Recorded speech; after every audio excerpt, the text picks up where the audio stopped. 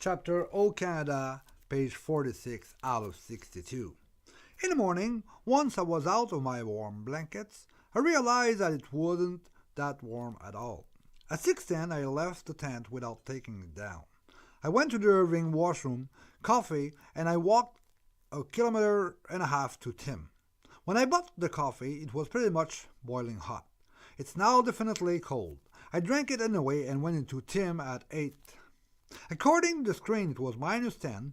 I left at 8:30 to take down my tent. Once the tent down, I went to position myself at the Capelli last traffic light. Doreen Richards, reference 89, and Rosemary Saulnier, her best girlfriend, both of them retired. Nowadays they just go for drives. All the time. They have hitchhiked when younger. Super nice, they dropped me off at Reg Variety Store in Chamogs.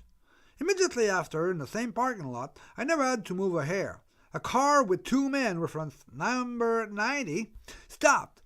They were going to Summerside to buy a part for a windshield wiper system. We laughed the whole ride. Once in Summerside, all I wanted was an entry of Prince Edward Island in my ride's spreadsheet. Before leaving, I ate at the Pizza Ping restaurant. I took the occasion to make a New Brunswick sign. There was another client there. Dan Murnigan, reference 91, offered me a ride to Borden at the Confederation Bridge linking the island to New Brunswick. Aviation engineer, he is a technical planner for Vector Aerospace. Once at the bridge, I got on the pedestrian shuttle bus and crossed back to German Island. Now, I know I paid for the ride, but it was such a beautiful ride and the lady was so nice and everything that I decided to put her in my book, even though I paid for the bus. The lady driving the shuttle, reference 92, told me I didn't have to set up my tent, since that the welcoming center was open 24 hours. So I spent the night inside and warm, washroom, payphone, snack machine, and an instant teller. Wow, it's better than a motel, man. If you, I didn't have no computer with Wi-Fi, but I'm sure they had Wi-Fi too. The lady driving the shuttle, no, I said that before. I used the night to work on my book. By 2 a.m., two young men in a car stopped to ask direction to get to Montreal. I explained it to them and gave them also my road map to make sure that they wouldn't get lost. In the morning, I left to hitchhike to Nova Scotia. There was no traffic. Going by the snow accumulation at the end of the highway access ramp and the evident lack of tire tracks, I deduced then that the bridge and the highway were closed. What to do? Well, below the highway, I saw a clearing and trees. I went down, set up my tent near the shrubs, protected from the wind. -3 outside, +3 in the tent, +18 in my blankets. Here we sleep. Plus, I was dressed like a polar bear that was afraid to be cold. So in the sleeping bag, man, it was like, I said +18, but it's more like +22 or 23 after a while. Chapter O Canada, page 47 out of 62, I guess. Well, I'm going this way. Hey, 16 page left. Waking up on Sunday, February 1st, 2015, I was definitely rested. Just about 22 hours of sleep since yesterday morning, but now 11. From my tent inside warmth, it looked like the storm was over, so time to get back. To get back where? Hitchhike, of course. The snow and sleet that had accumulated on my tent acted as isolation. It was pretty warm. Going outside is chillier. In between -5 to -8, wind 15 to 20 kilometers an hour. Just outside the tent, not on the top, just where I was. I took my time. I heard only sporadic traffic coming from the upper road. The climb back to the highway was a little too very grueling. I walked directly in the prior day footstep track. It seems that it fell altogether in between snow and sleet a good 45 centimeters. So about a foot of snow and 10 inches of ice rain, I guess. It took me about 10 minutes to do the 100 meter up to the highway. Hey, 10 minutes, man. Once Wow. Once on a highway, the wind hovered in between 60 to 90 kilometers an hour. I sat down my hockey bag weighing in between 10 to 15 kilos, so 22 to 30 pounds something. The wind started to play with it. As for my smaller backpack, 5 to 7 kilos, so about 12 to 20 pounds, it wanted to go on its own wing. I had to bring out the heavy artillery, a raincoat windbreaker with a hoodie made in PVC.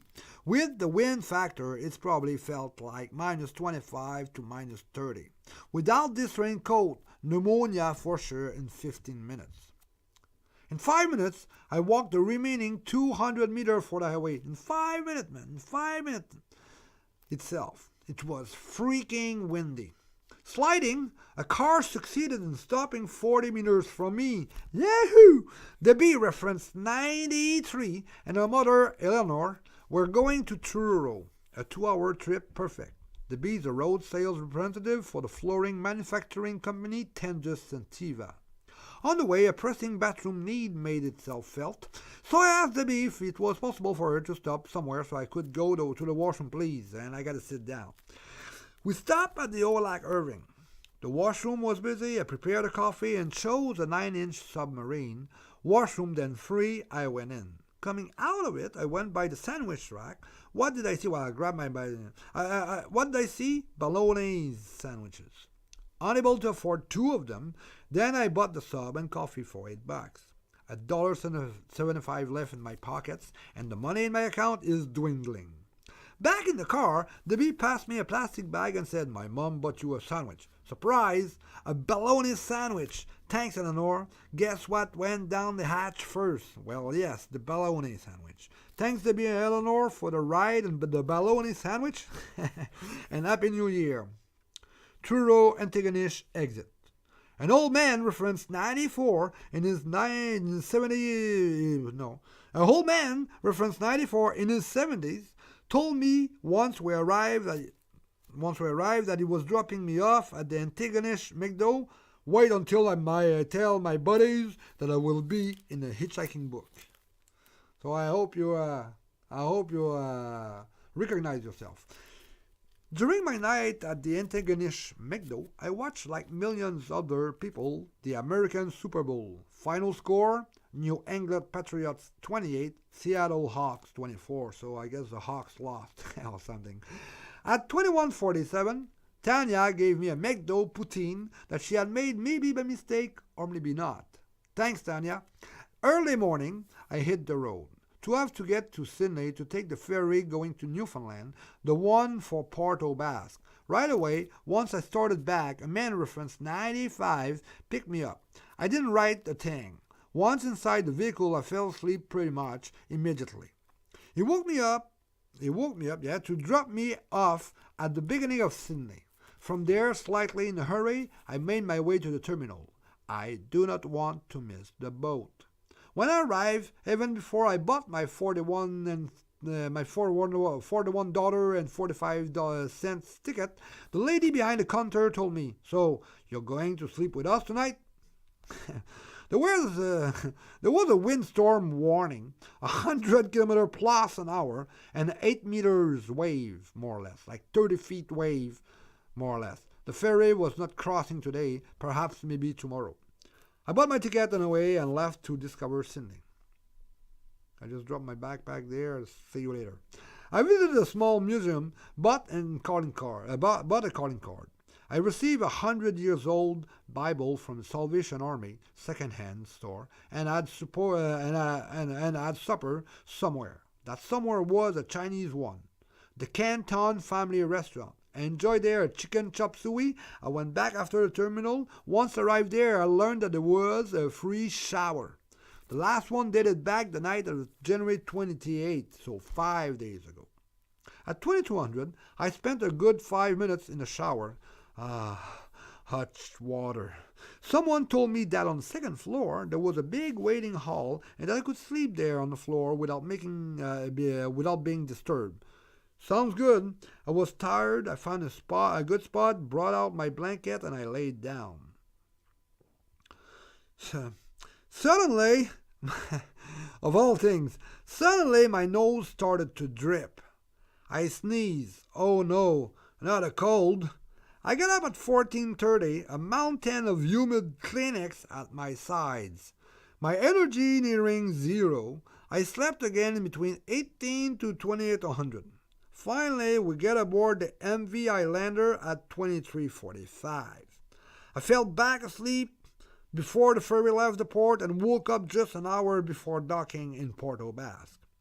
First news, my nose stopped running. Thanks God, I would hitchhike. I was saying, there's no way I could have hitchhiked. I mean, I cannot even get up. So to carry my bag, how do you blow your nose when you get 25 bags with you? My Connor sign was ready, so was I. Once in Port aux Basques, I crossed the town, walking and heading for the Connor exit. An hour of wait, and a semi-truck put on his flasher and stopped. Wayne, reference number 96, picked me up at 20 past noon in a 2014 Freightliner.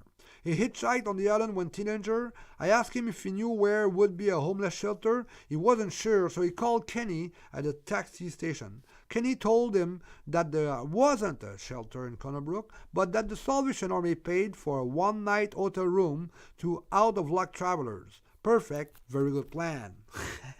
A little before Connor, Wayne called Pam. Wayne called Pam his spouse. She would meet us and would bring me to the Salvation Army. Wayne had to continue on. We stopped, I thanked him, and got in with Pam. Watt impatiently waited for me in the car. Coffee and a box of Timbits. I thanked Pam for everything as she dropped me off at the Salvation Army. At 15:30, I entered the second-hand store door. Not too many people around. I learned that they were closing soon and that no one was in office.